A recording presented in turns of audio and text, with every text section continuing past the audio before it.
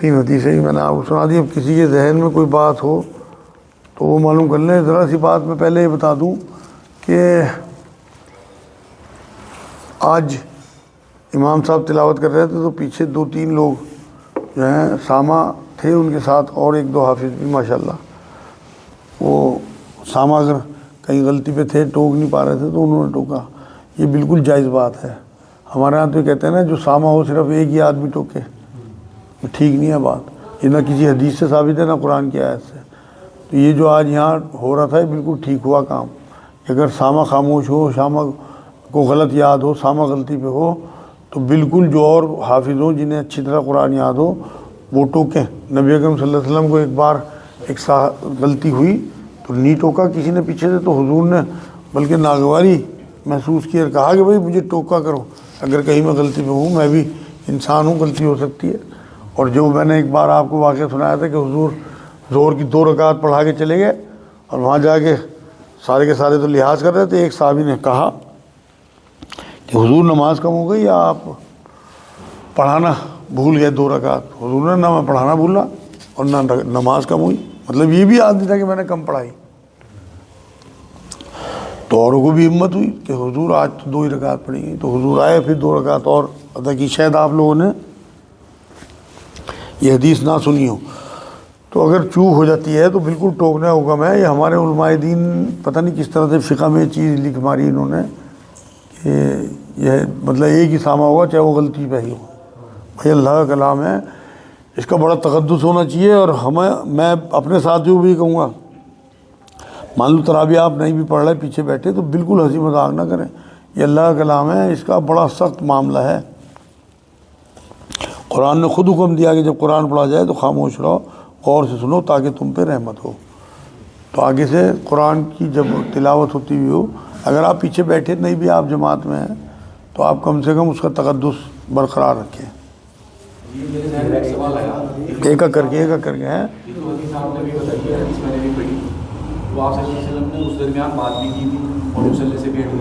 ہاں ہاں لیکن ہمارے یہاں کیا ہوتا ہے، اگر کوئی اس طرح کی غلطی آتی ہے جو فرض ہوتی ہے تو پوری نماز دہرائی جاتی ہے.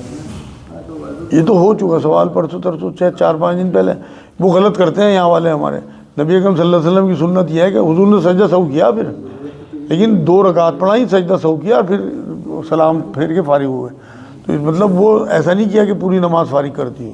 اچھا ایک سوال ہو رہا ہے کہ آپ نے حرمین شریفین کی کا تقدس بنایا، تو اس کے تقدس کے سلسلے میں ایک حدیث پڑھی تھی میں نے. آپ صلی اللہ علیہ وسلم نے فرمایا کہ اپنے ہتھیاروں کو اور اپنی تجارت کو مسجد سے دور رکھو. اور میں کیرلا گیا تھا، میں نے وہاں اکثر جو امام شافعی کے جو ماننے والے ہیں، ان کی تقلید کرنے والے ہیں، وہ خطبے میں جو ہے تلوار لے کے بیٹھتے ہیں ممبر پہ اور پھر خطبہ دیکھتے ہیں، نہ کہ آسان. اچھا، تو اب آپ کا کیا سوال ہے؟ آپ نے فرمایا کہ اپنے ہتھیاروں کو اور اپنے کاروبار کو مسجد سے دور رکھو.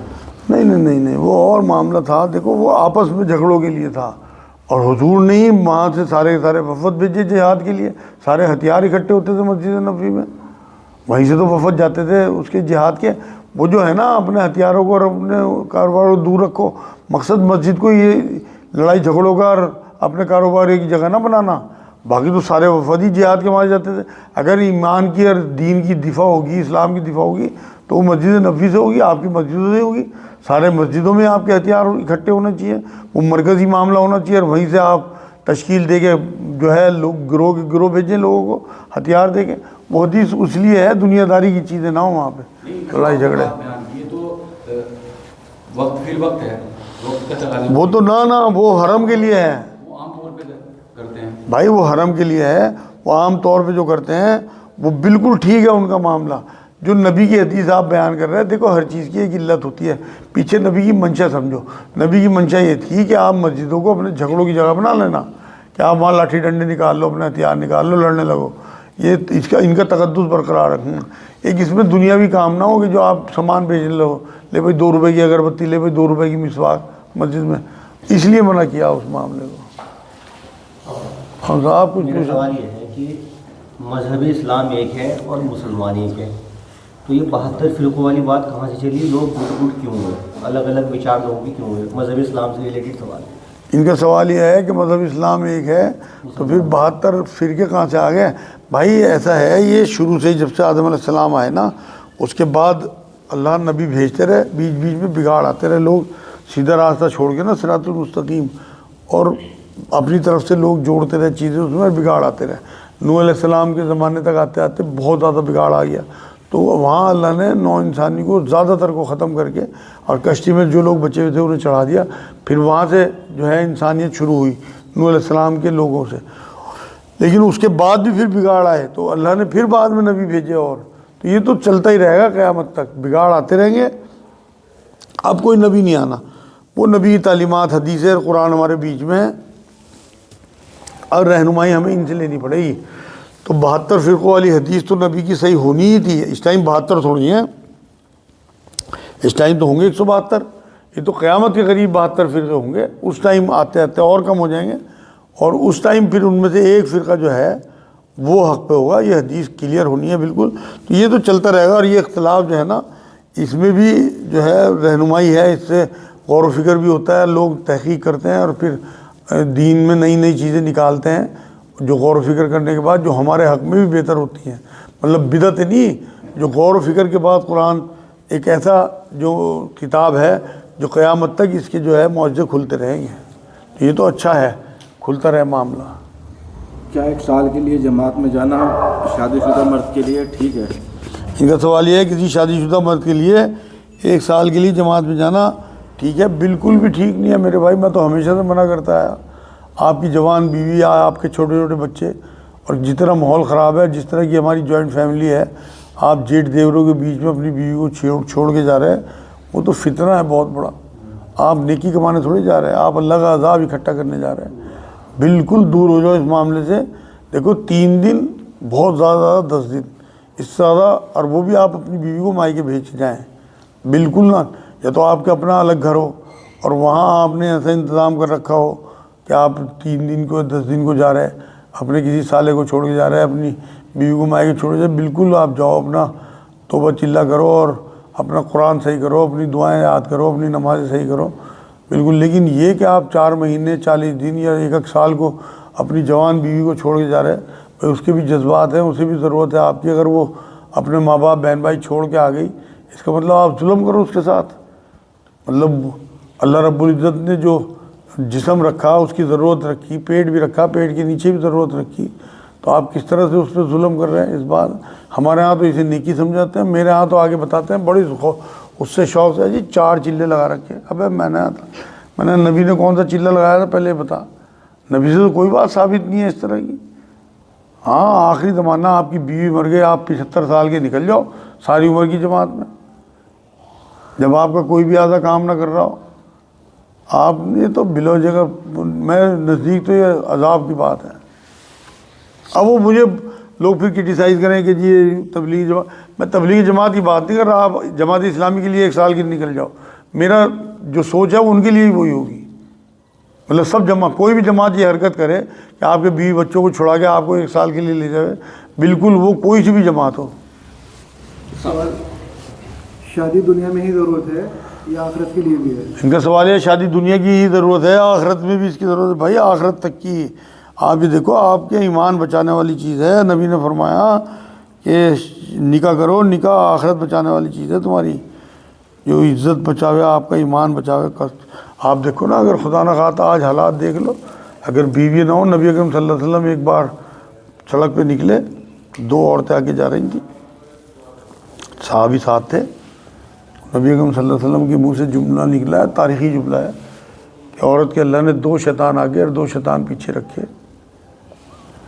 کلوئی شکل میں، اور اس ٹائم حضور اکرم صلی اللہ علیہ وسلم واپس گئے، دوپہر کا ٹائم تھا، اور ایک وائف ان کی برتن دھو رہی تھی، انہوں نے کہا کہ مجھے تمہاری ضرورت ہے۔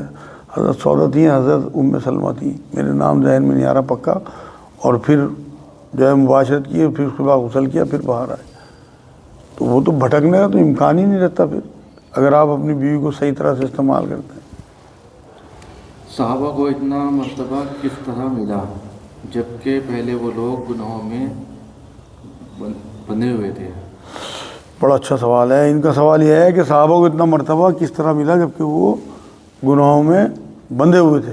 بھائی نبی اکرم صلی اللہ علیہ وسلم کی صحبت ہے مین تو، اور اس ٹائم آپ کے پاس نبی اکرم صلی اللہ علیہ وسلم کی تعلیمات جو ہیں یہ بھی نبی کی صحبت ہی ہے. انہی سے قرآن اور حدیث سے ہی ان کا ایمان بنا، نبی کی صحبت سے ان کا ایمان بنا، اور ان کی نیت درست ہوئی. اصل تو ان کو نیتوں کے حساب سے ان کو اجر، اور ان کے جو عمل ہے نا وہ ایسے اخلاص والے ہوتے تھے کہ ان کے جو رائی کے برابر بھی کوئی عمل ہونا پہاڑوں کے برابر ہو کے لگتا تھا اوپر جا کے.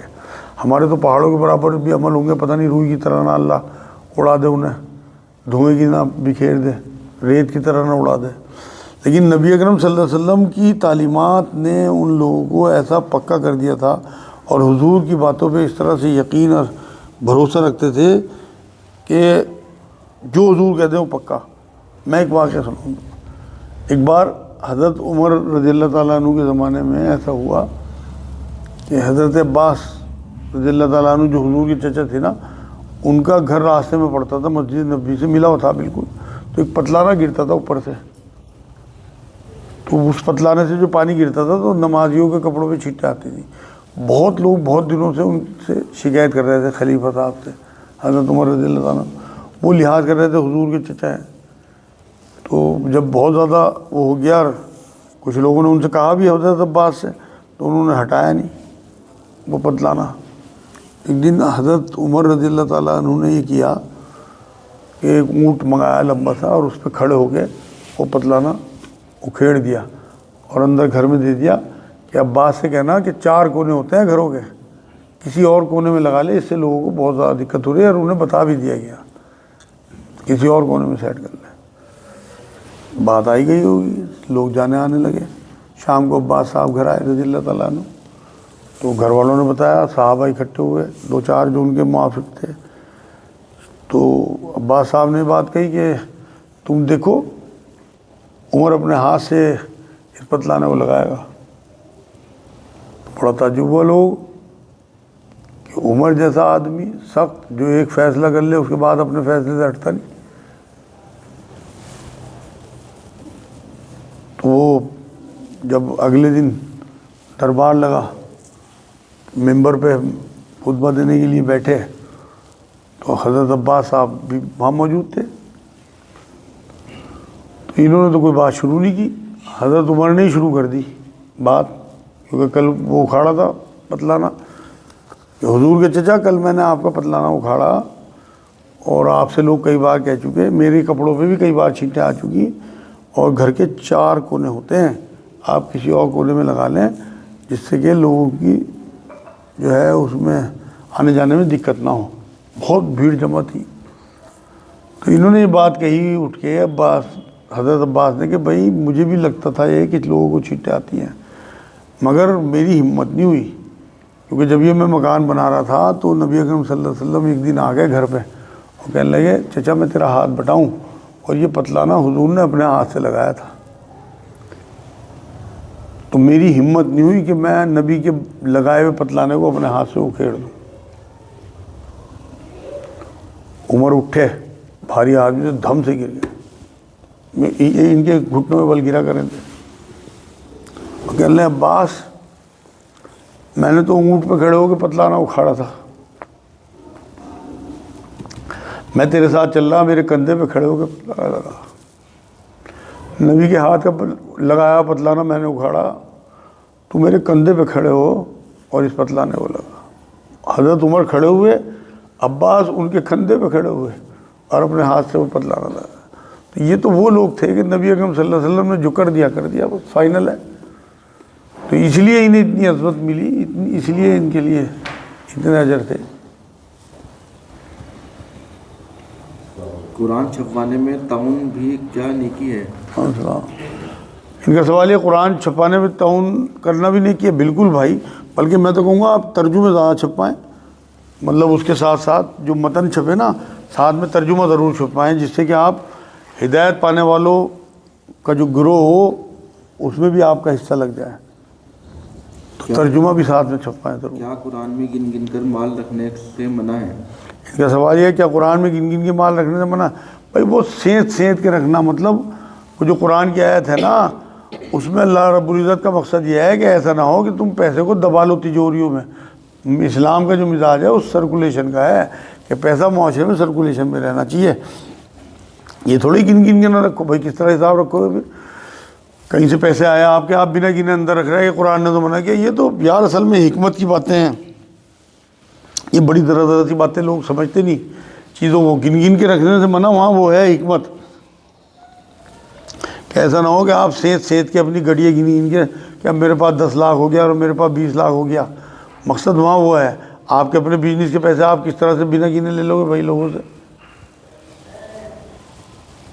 اچھا، گردے میں درد ہوا اور انجیکشن لگوا لیا، کیا روزہ ٹوٹ گیا؟ ان کا سوال ہے گردے میں درد ہوا انجیکشن لگوا لیا کہ روزہ ٹوٹ گیا؟ نہیں نہیں، بالکل نہیں ٹوٹا. وہ تو دوائی ہے، دوائی کی شکل میں آپ نے کچھ حلق سے تھوڑی اتاری. نماز میں آنکھیں گھمانا یا آنکھ بند کرنے سے نماز ٹھیک ہے؟ ان کا سوال یہ بند کر کے آنکھیں بند کر کے نماز پڑھنا، آنکھیں گھمانا، ادھر ادھر دیکھنا کیا ٹھیک ہے؟ بالکل بھی ٹھیک نہیں ہے بھائی. دیکھو جو روایتوں میں بات آتی ہے نا، نماز میں آپ نے جب قیام میں آپ ہے نا تو آپ کی نظر جو ہے وہ سجدے کی جگہ ہونی چاہیے، اور جب آپ رکوع میں ہیں تو آپ کے انگوٹھوں پہ پیر ہوگے، اور جب آپ سجدے میں ہیں تو آپ کی ناک پہ آپ کی نظر ہونی چاہیے. ادھر ادھر نظر گھمانے کا مطلب آپ کا کنسنٹریشن ٹھیک نہیں ہے نماز میں، آپ کا توجہ اللہ کی طرف نہیں ہے. اور آنکھیں بند کر کے کو بھی نماز پڑھنے کو منع فرمایا.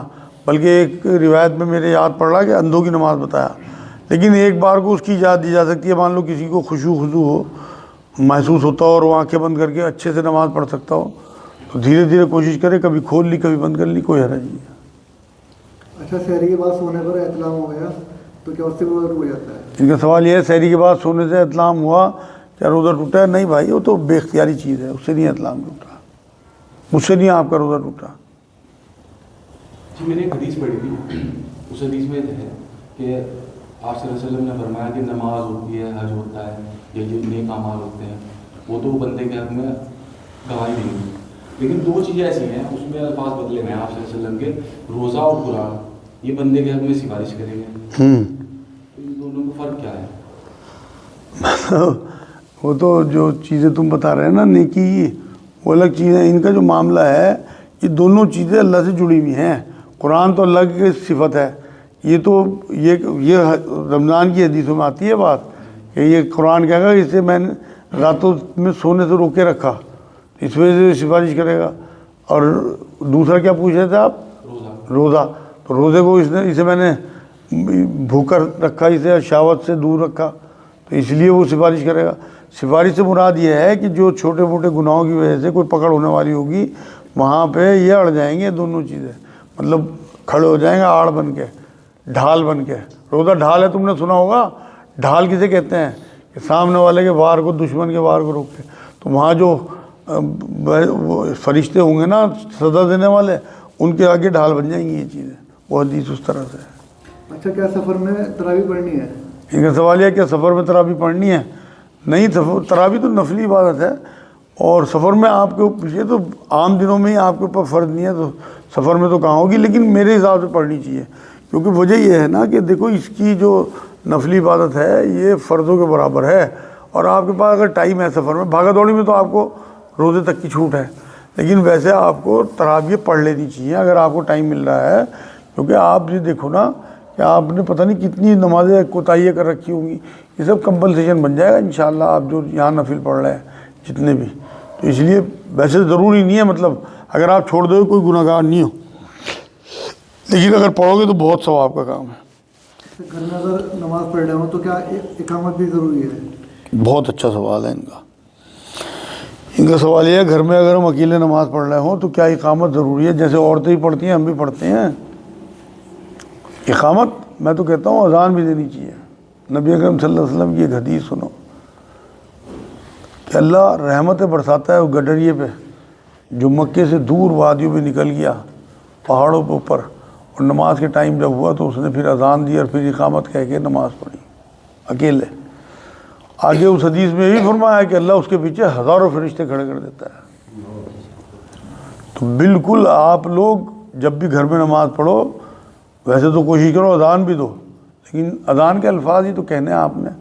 لیکن اگر چلو اذان نہیں بھی دے رہے تو اقامت ضرور کہو، اور اپنی عورتوں کو بھی یہ بات سمجھاؤ کہ وہ یہ کام ضرور کریں, بہت اجر ملے گا. میں بتا دوں کتنی بڑی فضیلت نبی نے فرمائی کہ رحمت ہی رحمت ہے اور فرشتوں کی فوج پیچھے لگ جائے گی. آپ اکیلے نہیں ہو وہاں, پھر نماز پڑھنے والے پوری جماعت ہو گئی آپ کے ساتھ. اچھا, شوگر اور بلڈ پریشر کے مریضوں کو روزوں میں کچھ چھوٹ ہے؟ ان کا سوال ہے شوگر اور بلڈ پریشر کے مریضوں کو روزوں میں کوئی چھوٹ ہے؟ اگر ڈاکٹر منع کرتا ہے تو چھوٹ ہے, ورنہ بہانے بازی ہیں لوگ, ان مردوں کا بہانہ لے کے چھوڑ دے. بھائی میرے کچھ نہیں ہوتا, آپ شوگر کی دوائی کم کر دو. رمضان میں الحمدللہ مجھے شوگر ہے, میں تو بس کوئی روزہ نہیں چھوڑتا, اللہ کا شکر. کوئی مجبوری ہو بھائی سفر یا بیماری میں تو میں نہیں رکھتا, کیونکہ یہ ہے نا پیاس کا مسئلہ ہے, ورنہ ویسے میں کوئی روزہ نہیں چھوڑتا الحمدللہ. میرے بھائیوں کے آپریشن بھی ہوئے, شوگر بھی ہیں, میں نے تو کسی کو روزہ چھوڑتے ہوئے دیکھا نہیں آج تک اپنے بھائیوں میں بھی. تو اس لیے تو بیکار کی بات ہے کہ لوگ, ہاں اگر ڈاکٹر منع کر دے, جان پہ بنیا ہے آپ کی شوگر بہت ڈاؤن ہو جاتی ہے, جیسے میری وائف کی شوگر آج کل 55-56 چل رہی, تو میں نے اس کے 2-3 دن سے روزے چھڑوا رکھے ہیں. اسی لیے تو وہ ایسے لوگوں کو تو مطلب جان سب سے زیادہ عزیز ہے اللہ کو, انسانی جان تمام عبادتوں سے بھی زیادہ. اگر آپ کا 1 گھنٹے پہلے بھی, اب پرسوں ترسوں میں دلی میں تھا, میری حالت خراب تھی, روزہ رکھ رکھا تھا, میں نے 1 گھنٹے پہلے تک میرا دل یہ ہوا کہ میں توڑ دوں روزہ, اور میں توڑ بھی دیتا, مگر پھر اللہ نے سنبھالا دے دیا تو میں نے رکھ لیا, لیکن پھر اگلے دن نہیں رکھا. تو یہ سچویشن کے اوپر ہے. دیکھو اگر اللہ سے آپ کا تعلق ہے نا, تو اللہ آپ کو حکمت بھی دے گا, دانائی بھی دے گا, اور آپ کو فیصلہ کرنے کی صلاحیت بھی دے گا. آپ نے خود فیصلہ کرنا ہے. آپ کا بلڈ پریشر اور آپ کی شوگر اگر اس قابل ہے کہ وہ روزہ سنبھال لے گی, پھر آپ کو نہیں چھوڑنا چاہیے. فرض روزے ہیں, اللہ کے یہاں ان کا حساب ہونا, اور ہماری صحت اور ہماری نیت اور ہماری دل کی آمدگی جو ہے نا, محبت اللہ سے, وہ سب اللہ کو پتہ ہے. اس لیے اپنے آپ فیصلہ کریں. آپ کو روزہ چھوڑنے والے بتاتے ہیں سفر میں چھوڑ دو تو اور بہتر ہے نا, کہ نبی نے فرمایا کہ روزہ چھوڑ دو تو بہت بہتر ہے. تو میں تو وہاں گیا تھا نا, تو میں نے روزہ رکھ رکھا تھا. میں بتا دو رہا میری حالت خراب ہوئی روزہ توڑنے کی, لیکن توڑا نہیں میں نے, وہ اگلے دن چھوڑ دیا. پھر کل بھی میں سب وہیں تھا دلی, میں نے چھوڑ دیا, پھر کل نہیں رکھا روزہ. اچھا, اگر توڑ دیتے ہیں مجبوری کے تحت اور نہیں ہمت رہی آگے بڑھانے کی, اور سفر میں تھے مجبوری میں رہے, یہ سوچ کے رہا تھا کہ انشاءاللہ پورا کریں گے, تو اس کو دہرانا پڑے گا. ہاں دہرانا پڑے گا. قضا نہیں, فدیہ نہیں ہے, صرف اس کی قضا ہے, کیونکہ آپ سفر میں ہیں نا, اللہ کی طرف سے اجازت ہے آپ کو. انتظار میں پوچھ رہے ہیں کہ روزے میں فلمیں دیکھ سکتے ہیں؟ اللہ توبہ, ان کا سوال یہ ہے کہ کیا روزوں میں فلمیں دیکھ سکتے ہیں؟ بھائی میں بس ایک حدیث سنا دوں, اس سے جواب آ جائے گا. نبی نے فرمایا جو روزہ رکھ کے فضول فاش کام نہ چھوڑے, الٹی سیدھے کام نہ چھوڑے, اس کے بھوکا رہنے سے اللہ کو کوئی سروکار نہیں. وما علینا الا البلاغ. اللہم صلی اللہ سیدنا محمد وعلی آل سیدنا محمد بارک وسلم. اے اللہ تمہارے گناہوں کو معاف فرما, یا اللہ تمہارا بیٹھنا قبول فرما, یا اللہ جو پڑھا سنا اس پہ عمل کی توفیق عطا فرما. سبحان ربک رب العزت عما یصفون وسلام علی المرسلین. اللہم صلی اللہ سیدنا محمد وعلی آل سیدنا محمد بارک وسلم. حضرت عبداللہ بن عباس رضی اللہ تعالیٰ عنہ سے روایت ہے کہ رسول اللہ صلی اللہ علیہ وسلم نے مکے کو خطاب کرتے ہوئے فرمایا کہ تو کس قدر پاکیزہ اور دل پسند شہر ہے, اور تو مجھے کتنا محبوب ہے, اور اگر میری قوم نے مجھے نکالا نہ ہوتا تو میں تجھے چھوڑ کے کسی اور جگہ نہ بستا. جامع ترمذی حدیث پاک ہے. سورہ بقرہ آیت 125 خانہ کعبہ کو لوگوں کے جمع ہونے اور رہنے کی پانی کی جگہ مقرر کی ہے. سورہ بلد آیت 1 اور 2 میں اس شہر کی قسم کھاتا ہوں اور آپ اس شہر میں ہیں. اللہ نے قسم کھائی مکے کی. سورہ بقرہ آیت 197 حج اور عمرہ اللہ کے لیے ہے, مطلب وہ جو مکے میں آپ کرنے جاتے ہیں. سورہ مائدہ آیت 97 اللہ خانہ کعبہ کو امن کی جگہ بتاتا ہے. حضرت جابر رضی اللہ تعالیٰ عنہ سے روایت ہے کہ رسول اللہ صلی اللہ علیہ وسلم نے سنا, رسول اللہ صلی اللہ علیہ وسلم سے سنا, آپ صلی اللہ علیہ وسلم فرماتے تھے کہ کسی مسلمان کے لیے جائز نہیں کہ وہ مکے میں ہتھیار اٹھائے. صحیح مسلم کی حدیث پاک ہے. اللہ حرم کا ادب ضروری ہے. وہاں جو لوگ جاتے ہیں وہ یہ سمجھ لیں کہ وہاں کا تقدس ان کے لیے بہت ضروری ہے. سورہ انفال آیت 35 لوگوں کی نماز کعبے کے پاس تالیے اور سیٹیاں بجانا بھی جو ہے وہ سمجھتے ہیں اب کفر کے بدلے عذاب چکھیں. تو وہاں جو لوگ بدتمیزیاں کریں گے یہ اس طرح کی مذاقیں اور تالیاں اور سیٹیں بجائیں گے، ہاں اللہ مچائیں گے، وہ اسی زمرے میں آئیں گے۔ سورہ نمل آیت 91 میں کہہ دیجئے مجھے یہی حکم ہوا ہے کہ میں شہر مکہ کے مالک کی عبادت کروں۔ مطلب ویسے ساری کائنات اللہ کی ہے، یہ دنیا، مگر اہمیت بتانے کے لیے اللہ نے قرآن میں اپنے نبی سے یہ بات کہلوائی۔ آج کی آخری حدیث ایک اور سن لیں۔ حضرت ابو شریح رضی اللہ تعالیٰ عنہ کہتے ہیں کہ جب عمر بن سعید ایک لشکر مکے کی طرف بھیج رہا تھا تو میں نے کہا اے امیر، میں آپ سے رسول اللہ صلی اللہ علیہ وسلم کی ایک حدیث بیان کرنے کی اجازت چاہتا ہوں جو آپ صلی اللہ علیہ وسلم نے فتح مکہ کے دوسرے روز ارشاد فرمائی تھی، اور میں نے اپنے کانوں سے اس کو سنا تھا اور دل سے یاد کیا تھا اور آنکھوں سے رسول اللہ صلی اللہ علیہ وسلم کو فرماتے ہوئے دیکھا تھا۔ آپ صلی اللہ علیہ وسلم نے اللہ تعالیٰ کی حمد و ثنا کرنے کے بعد فرمایا تھا کہ مکے کو اللہ تعالیٰ نے حرم بنایا ہے، آدمیوں نے حرم نہیں بنایا، لہذا جو شخص اللہ اور قیامت پر ایمان رکھتا ہے اس کو یہاں نہ خوریزی کرنی چاہیے، نہ یہاں کے درخت کاٹنے چاہیے۔ اگر کوئی شخص نبی کے قتال کرنے سے یہاں کی خوریزی کے جواز پر استدلال کرے تو اس سے کہہ دو کہ اللہ تعالیٰ نے اپنے رسول کو خاص طور پر اجازت دی تھی اور وہ اجازت بھی دن میں صرف 1 ساعت کے لیے تھی، اب دوبارہ اس کی حرمت ویسی ہی ہو گئی جس طرح کل تھی۔ صحیح بخاری کی حدیث پاک ہے۔ مطلب اس میں بتایا گیا کہ فتح مکہ پہ جو قتال ہوا ہلکا پھلکا وہ اللہ کی طرف سے اجازت سے ہوا، ورنہ نبی کو بھی اب اجازت نہیں ہے وہاں پہ۔ سورہ قصص 28 جو نمبر صورت ہے اس کی 57 نمبر آیت میں مکہ جو ہے امن کا مقام، جہاں ہر طرف کے میں پہنچائے جاتے ہیں جو اللہ کی طرف سے ہیں۔ ریگستان میں بھی مطلب ہر بڑھیا سے بڑھیا چیز وہاں پہنچتی ہے، آج بھی آیتیں آئیں، یہ اللہ کی رحمت اور شان ہی ہے۔ یہ الحمدللہ 2-3 حدیثیں ہی میں نے آپ کو سنا دی۔ اب کسی کے ذہن میں کوئی